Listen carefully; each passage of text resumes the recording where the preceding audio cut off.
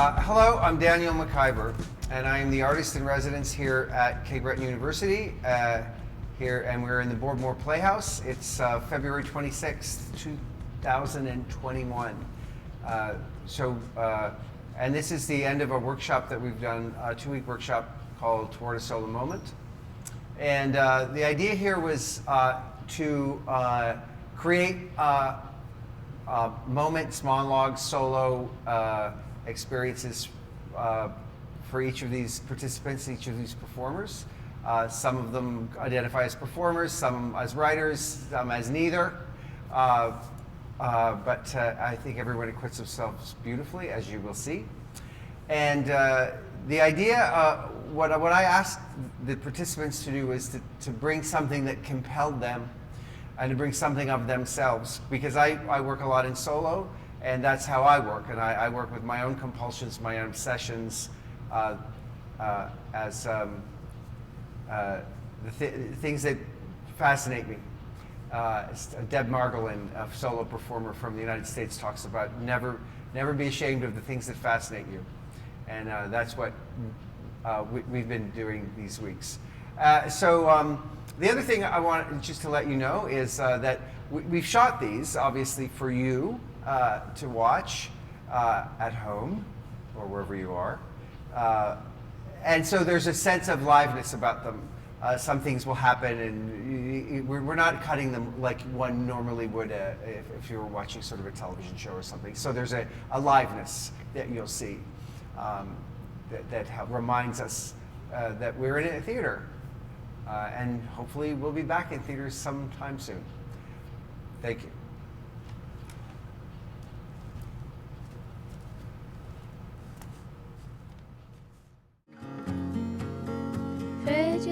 Gradually, I'm surrounding the horse lies naked in the shed. Evergreen and a bean decompounding. Flies draw sugar from his head. His eyes are blueberries, video screens, Minneapolis scheme. You'd think breath mints would do really well in bathrooms. I wouldn't mind something for bad breath, and I don't think it'd be any less sanitary than samples from a grocery store. At church, you have to eat. And I don't know that I find it all that sanitary. At least I never liked the idea of it being placed directly in my mouth. I'd take it in my hand every Sunday, right hand on top of left or left on right. I never do it right.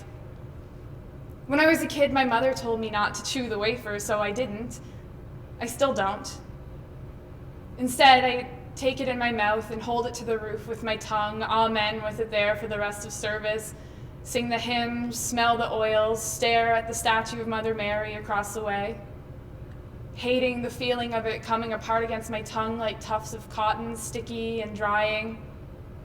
Swallow of wine doesn't help, so instead there's a slow dissolve into paste, a mixing with my saliva, the loss and rebirth of texture, and just for a moment, I can picture it as flesh, given up, thin, wet, porous. I have to force myself to swallow. This is his body, given up for you. Maybe that melting is the moment of transformation. You know, maybe it is his body from wafer to flesh in my mouth, just for a second, my mouth, a site of miracles. I used to think that the wafers would taste different once they were made holy, as if the spirit had a life all its own. I guess it has, the absence of flavor, something completely pure. I don't think water even tastes that much like nothing.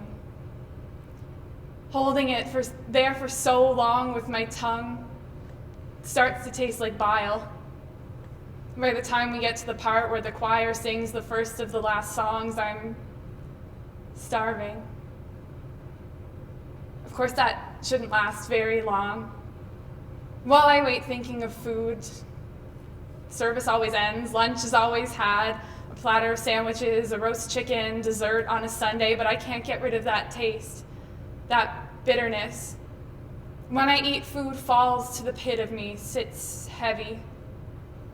And I know that eating is a good thing, a supposed to be kind of thing, but nutrients and vitamins and minerals belong in people's bodies, just maybe not in mine.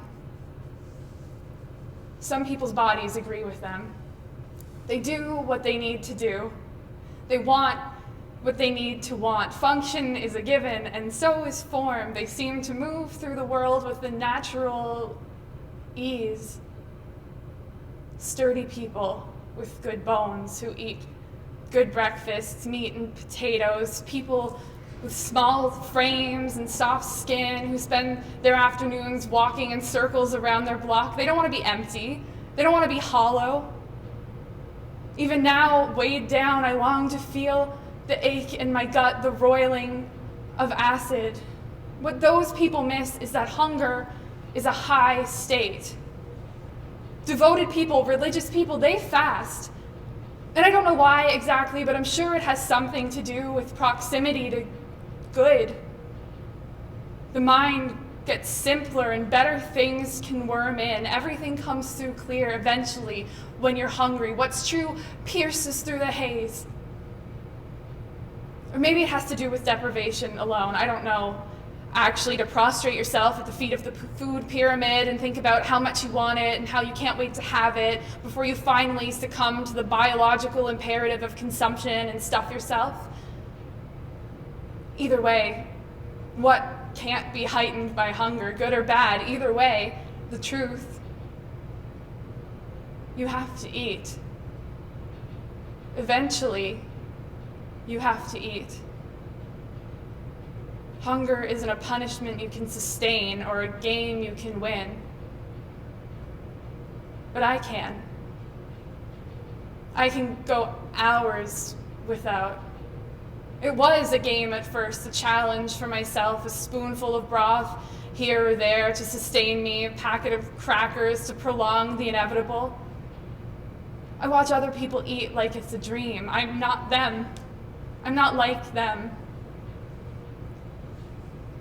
They pull bones from their mouths, feed scraps to dogs. Women in yogurt commercials smile into spoons, stab vegetables with forks. All the while, I think of communion, of that desperate, aching hunger pulled down deep in, that feeling at the root of everything, that bitterness, that empty. It knows that eating is a pollution. It knows that it'll leave me with an oil slick in the tongue and stomach when I do. My body is a sack of flesh. But I know if I try, I can go up in smoke. I ought to be able to go up in smoke. I can't manage it. I haven't yet. I want to be vapors. I want to be contained by something delicate. Even now I have a vision of myself, my mind still, quiet, thinking of nothing. And people pass me in the pews on their way back from communion, unseeing mostly, but then someone stops. They look at me. They see me on the wall, among the saints. And I realize I'm totally ornamental. I'm made of porcelain, and I've been there for a very long time. And they come over very gently, very carefully. They smooth away the dust. Then they take their seat.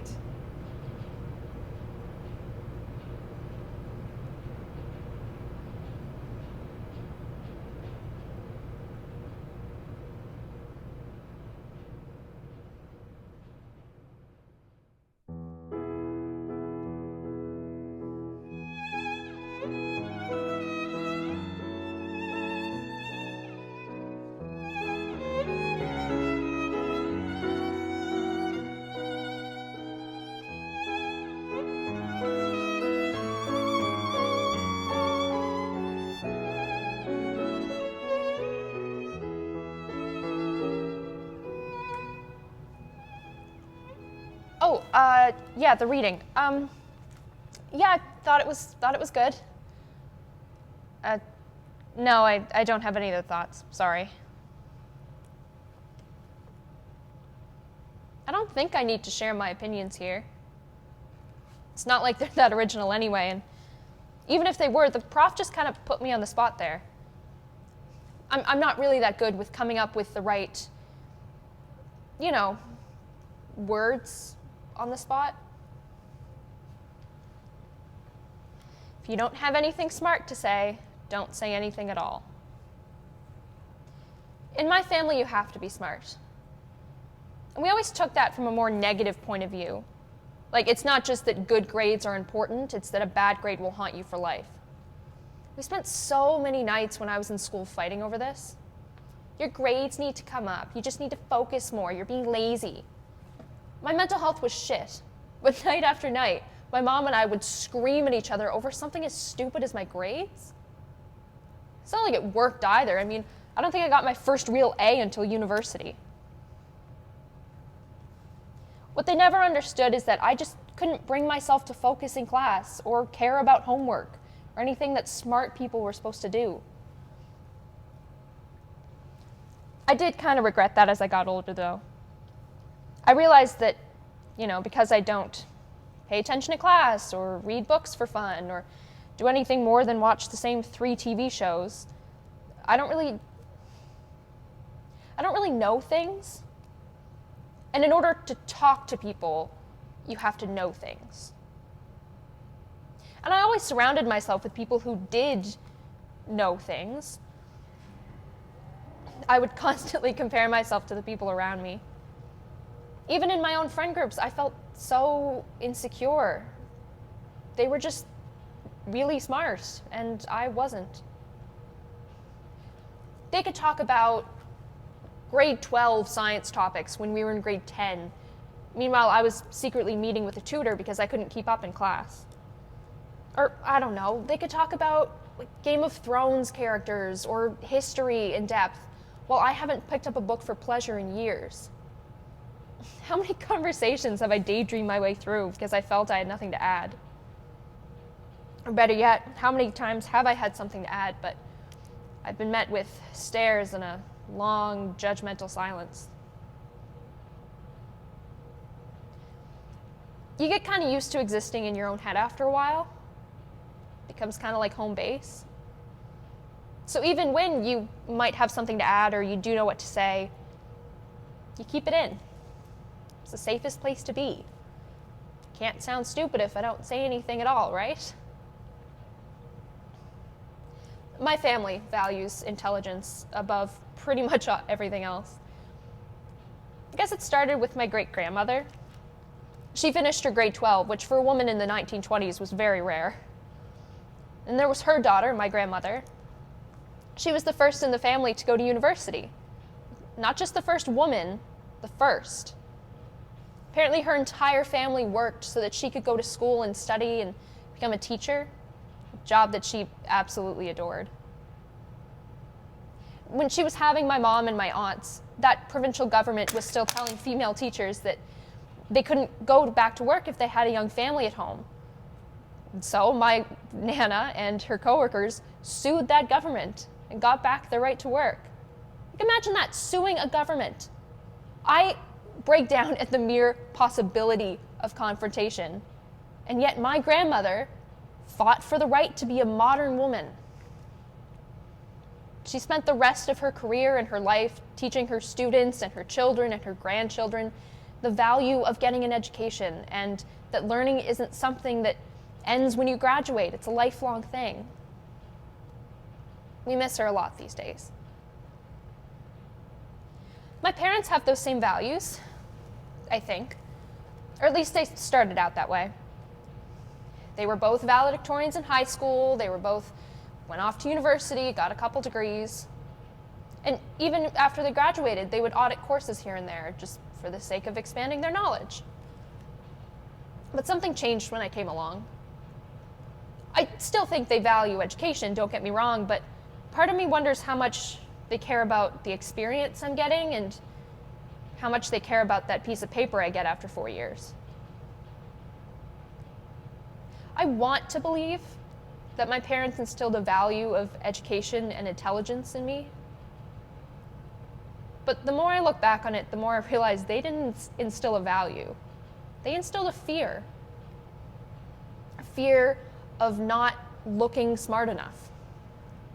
Fear of losing respect. Fear of saying the wrong thing and losing a reputation that you don't even have yet. I guess I can't really blame them though. I mean, we are living in a time where with every generation it becomes more and more difficult to meet the goals that were set by the last. For my great-grandmother, finishing grade 12 was exceptional. For me, if I don't get at least a master's degree, I'm deemed a failure.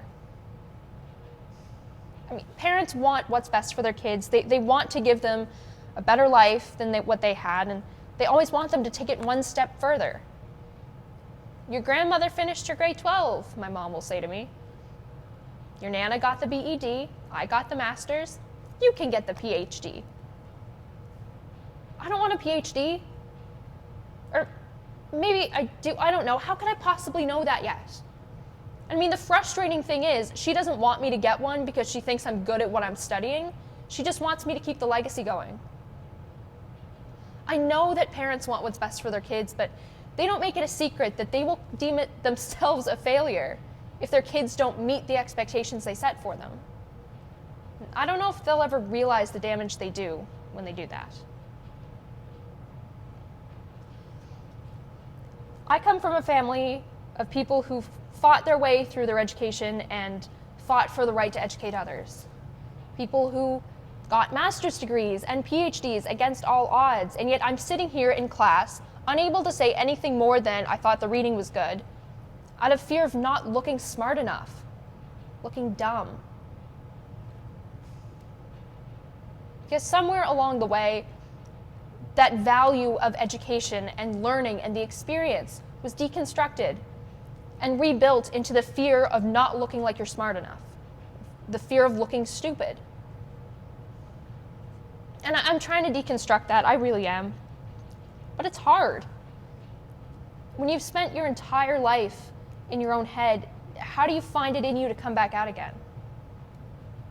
I've spent so long in my own shell, and the longer you spend there, the longer it takes to come back out again. And I mean, there are days when I can find it in myself to come out of my shell a little bit more, inject myself into a conversation I might not otherwise do, or speak up in class if I think what I have to say is something the prof wants to hear. And it's happening more and more these days. But it's a gradual thing. It's going to take a while for me to come back out completely.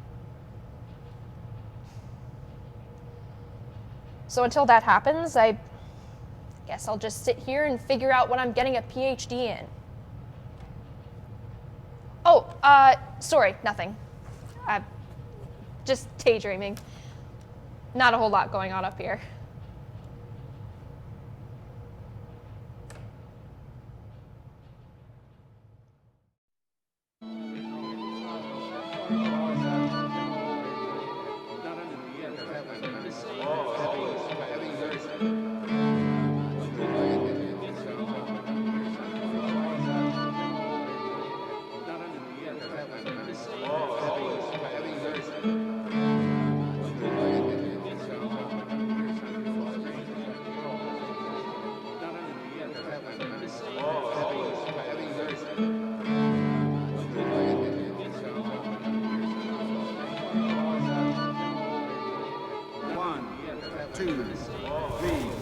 You have no idea.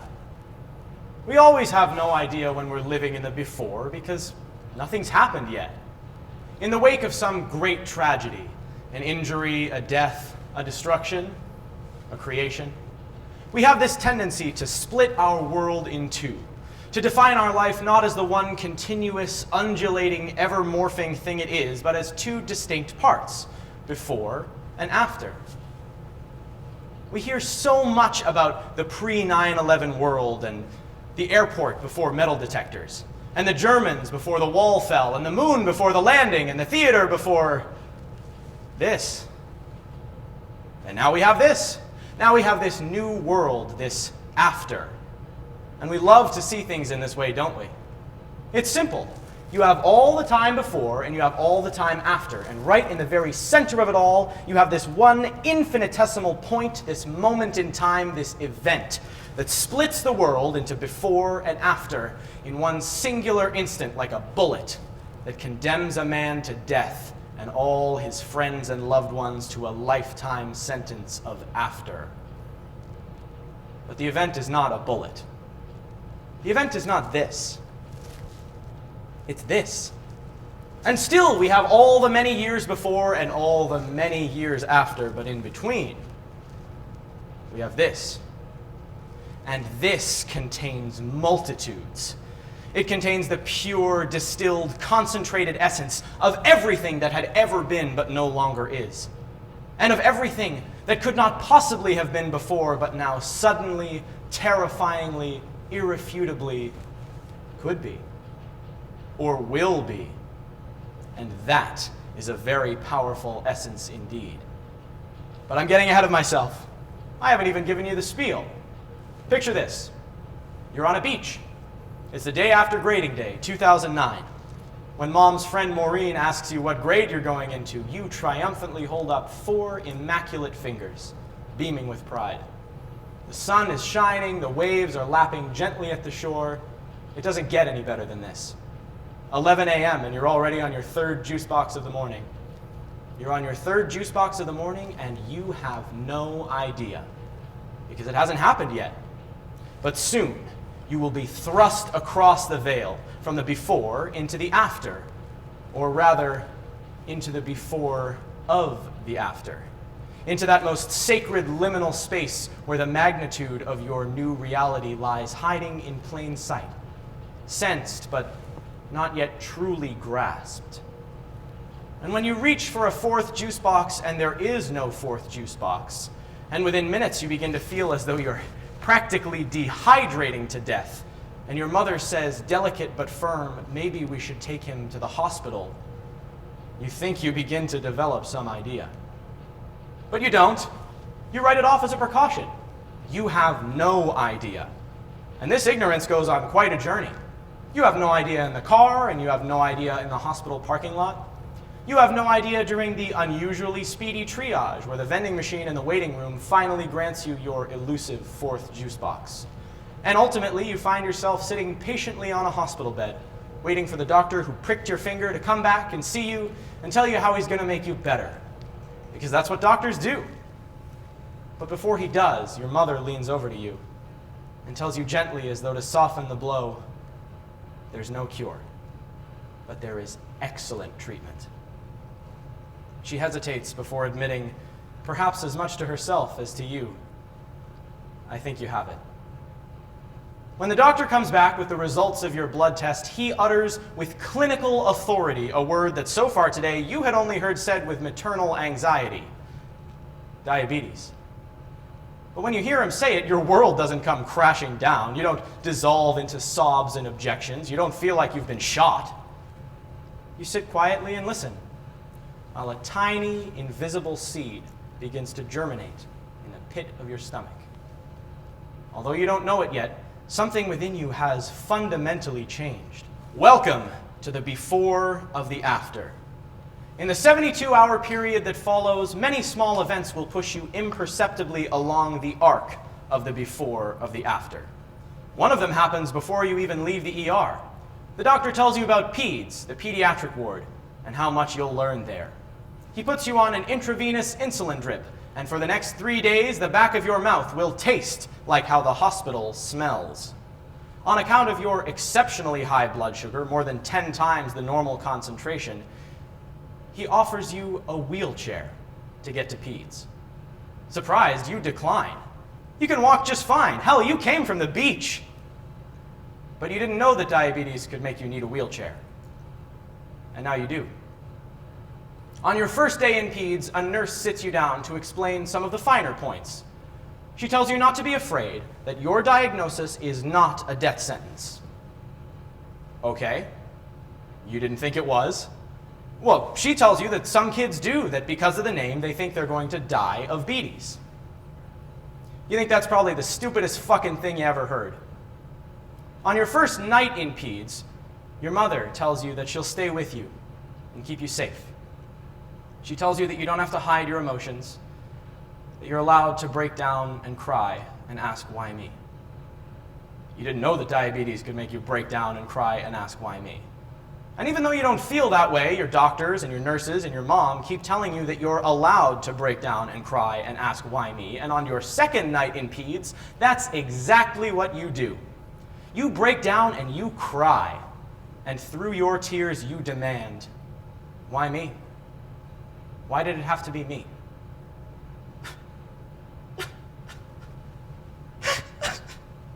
Why me? Why did it have to be me? And all these years later, you're still not quite sure how much of your breakdown was a real volcanic expression of suppressed emotion, and how much of it was simply a performance of what it seemed you were expected to feel. You can't pinpoint exactly when it was that before became after, but that isn't what matters to you. What matters is that by the morning of what would have been your fourth day in peds, you've made it. Made it out of that murky in-between place and into the new normal. The increasingly familiar after that with each passing day feels less and less like after and more like just now. But things are rarely as cut and dry as that. As the months and years roll on, many things happen to you that you would call life-changing. You know that life is not two parts, before and after, but you begin to realize that it isn't three parts either. You begin to realize that this is just as much of a lie as this. That the event that splits the world in two isn't this, and it isn't this either, it's this.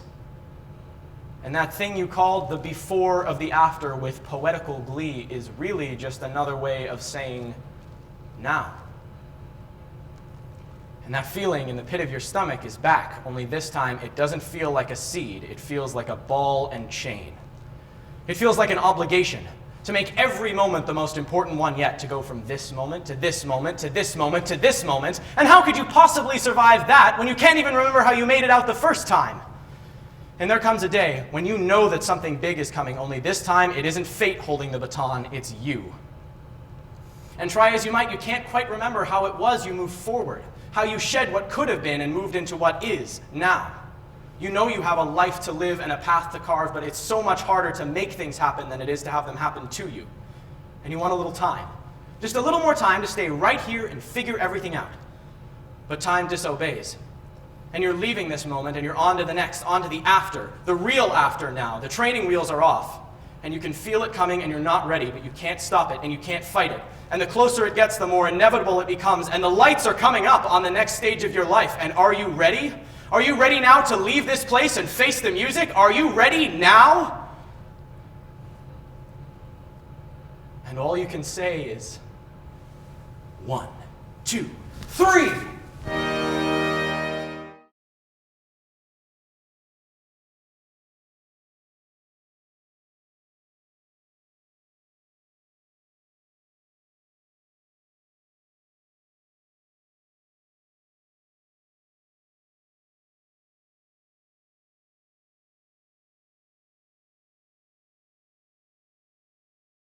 You ever eat a sandwich? Yeah, me either. Peanut butter and jelly on rye.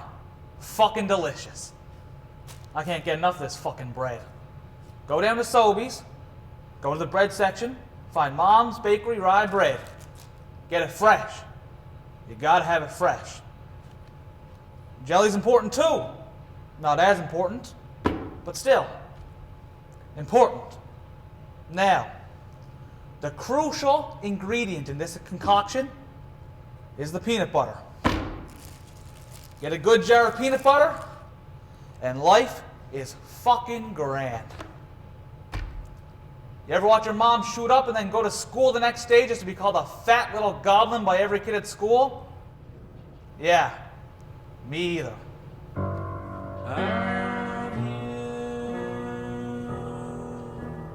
barely see my breath surrounded by jealousy and death. I can't be reached, only heaven call, dragged underneath, separate from you all.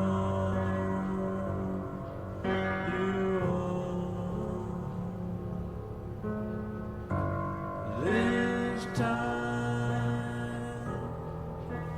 lost my own return in spite of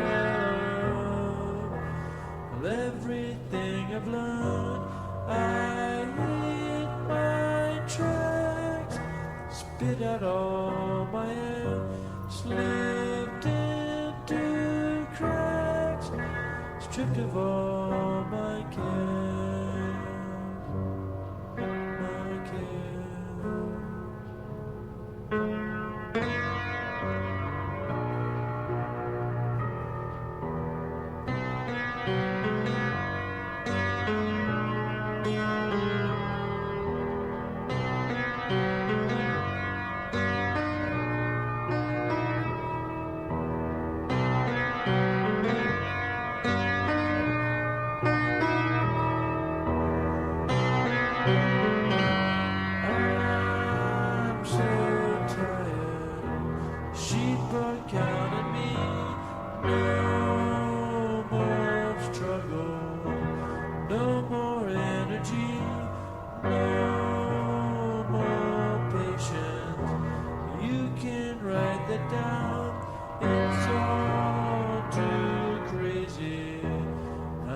Sticking around.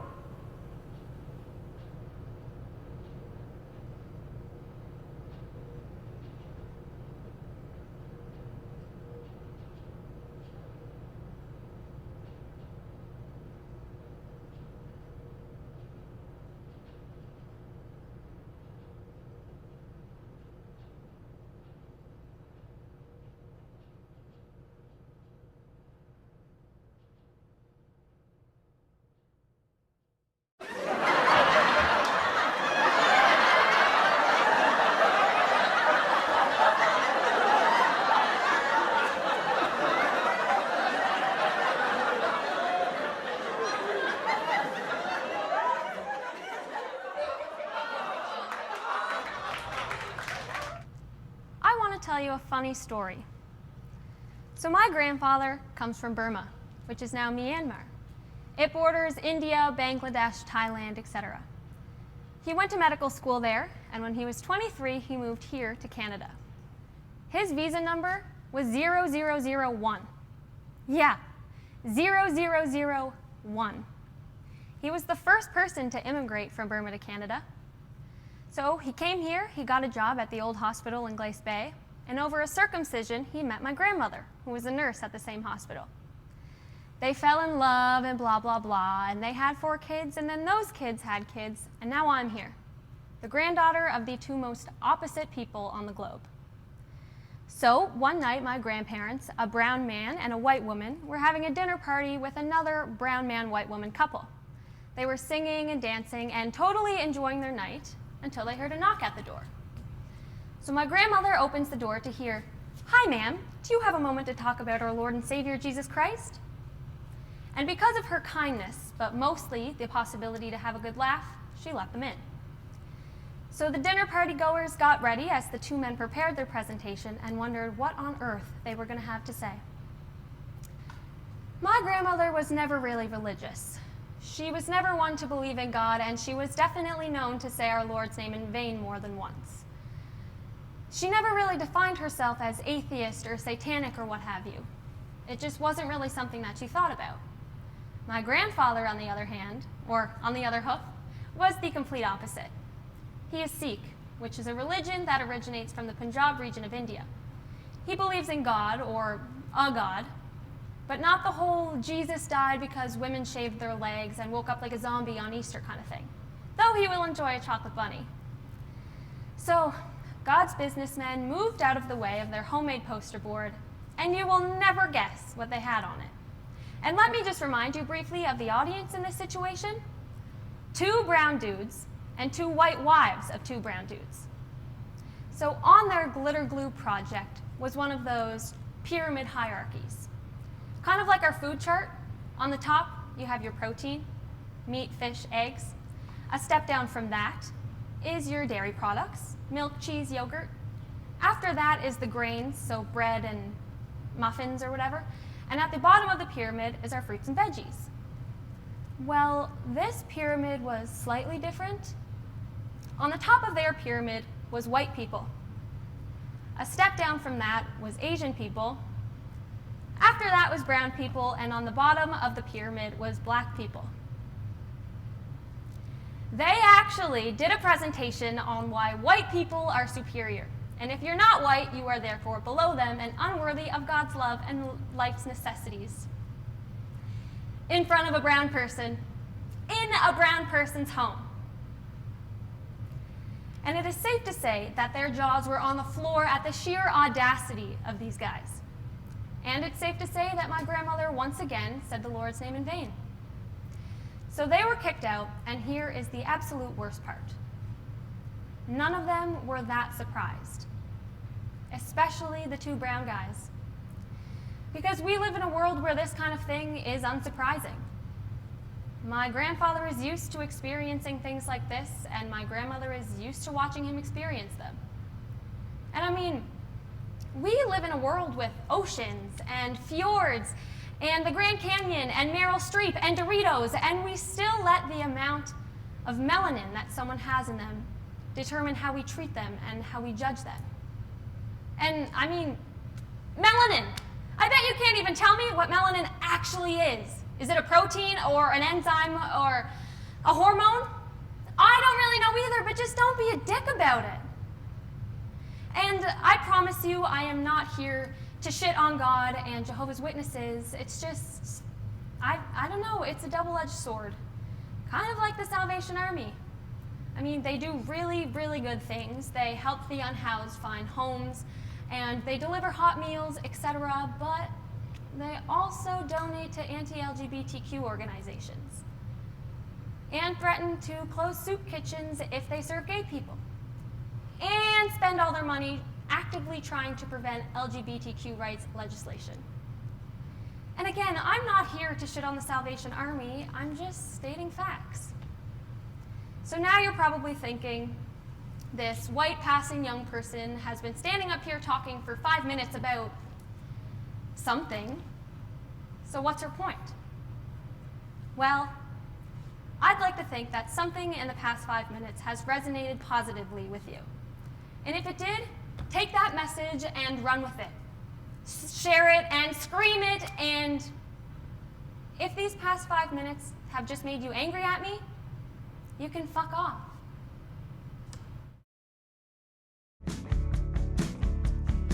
She was a shark smile in a yellow van. She came around and I stole a glance in my youth. The vampire Evelyn shone quiet as roses stain. It came over me at a bad time, but who wouldn't ride on a moonlit light? Had her in my eye, 85 down the road of a dead end blame, and she said, "Ooh, baby, take me," and I said,